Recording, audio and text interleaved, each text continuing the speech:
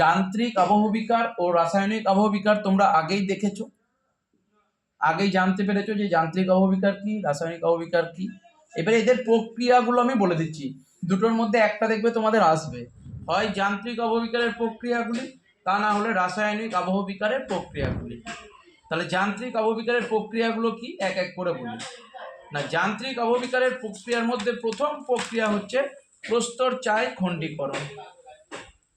প্রস্তর চায় খণ্ডীকরণ খুব ইজি, দেখো তোমরা বুঝতে পারবে। এটা একটা বড় শিলা, শিলার ভিতরে কি আছে বলেছি আমি, কি আছে এগুলো? খনিজ। তাহলে এই খনিজগুলোর সবার একই ক্যারেক্টার নয়, কেউ খুব ভালো সূর্যের আলোকে শোষণ করতে পারে, কেউ সূর্যের আলো শোষণ করতেই পারে না, ঠিক আছে? তাহলে কি হচ্ছে দেখো, তাহলে সূর্য দিনের বেলায় কি করছে, আলো দিচ্ছে, এবার ধরো এই খনিজটা শোষণ করলো, ঠিক আছে, এ তেমনভাবে শোষণ করতে পারলো না। এইবারে এদের কাজ কি না, দিনের বেলায় যখন এ সূর্যের আলোটাকে সংগ্রহ করলো, শোষণ করলো, তখন এর আয়তনে বাড়ে, আমরা বুঝতে পারি না, কিন্তু ওর আকারটা ভেতর থেকে একটু হলেও বাড়ে। তাহলে যখন দিনের বেলায় প্রবল সূর্য তাপে, আমি বলেছি প্রথমেই তোমাদেরকে মরু অঞ্চলে দেখা যায়, তাহলে মরু অঞ্চলে কি হয়, সূর্য দিনের বেলায় প্রচুর তাপ দেয় আর রাত্রে প্রচুর ঠান্ডা, মরু অঞ্চলে।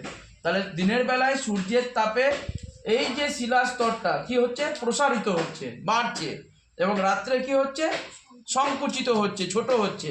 দিনে প্রসারণ, রাতে সংকোচন, তাহলে সংকোচন প্রসারণ, সংকোচন প্রসারণ কন্টিনিউ চললে একটা নির্দিষ্ট সময় পর কি হবে, শিলাটা চায় আকারে ফেটে যাবে, চায়ের আকারে ফেটে যাবে। এই বড় বড় চায়ের আকারে ফেটে যাচ্ছে বলে এর নাম হচ্ছে প্রস্তর চায় খণ্ডীকরণ। তাহলে এক নাম্বার যান্ত্রিক আবহবিকারের প্রক্রিয়া হচ্ছে প্রস্তর চায় খণ্ডীকরণ। 2 নাম্বার আসছে স্বল্পমোচন।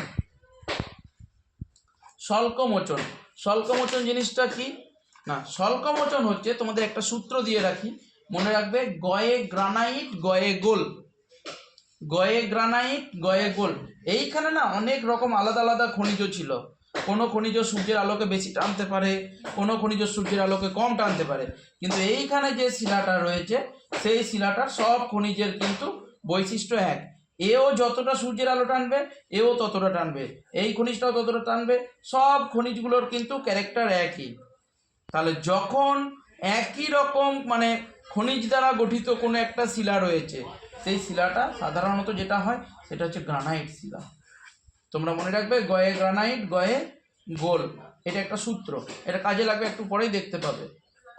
দেখো কি হয়, তাহলে বলবে যে যেখানে সমসত্ব প্রকৃতির শিলা থাকে, মানে একই রকম খনিজ দ্বারা গঠিত শিলা থাকে, সেই একই খনিজ দ্বারা গঠিত শিলাও দিনের বেলায় প্রবল উষ্ণ হয় এবং রাত্রে প্রচুর ঠান্ডা হয়, ঠান্ডা হওয়ার ফলে শীতল হয়, সংকুচিত হয়, শীতল সংকুচিত হওয়ার ফলে দীর্ঘদিন ধরে কি হচ্ছে, দিনে প্রসারণ, রাত্রে সংকোচন, সংকোচন প্রসারণ, সংকোচন প্রসারণ।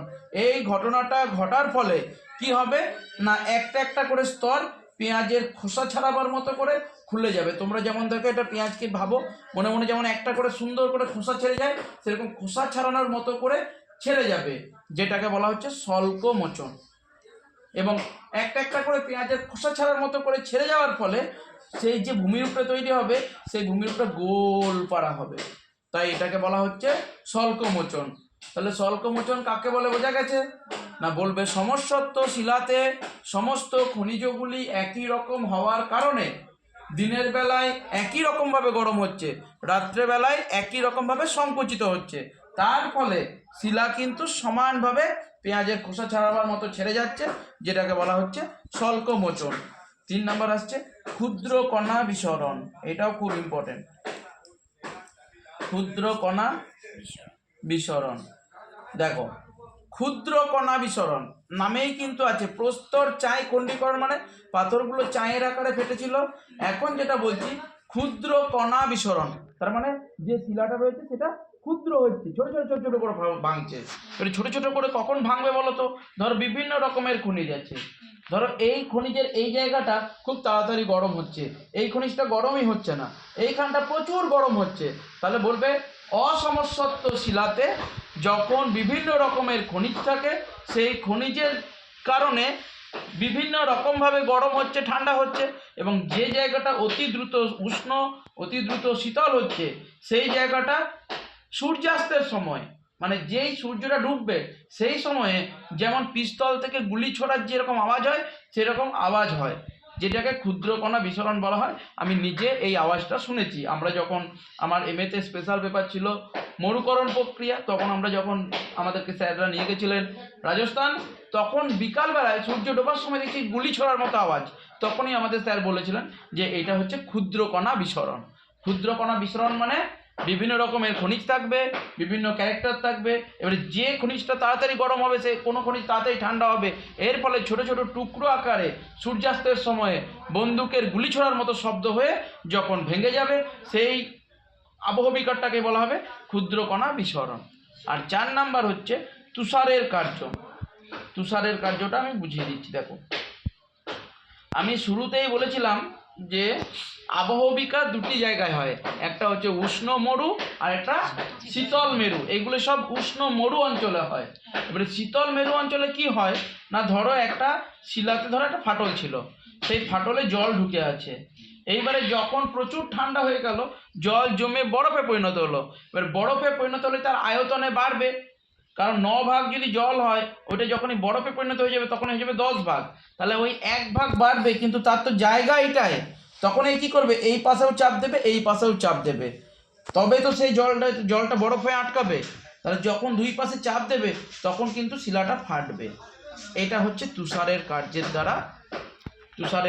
দ্বারা সৃষ্ট যান্ত্রিক আবহবিকা।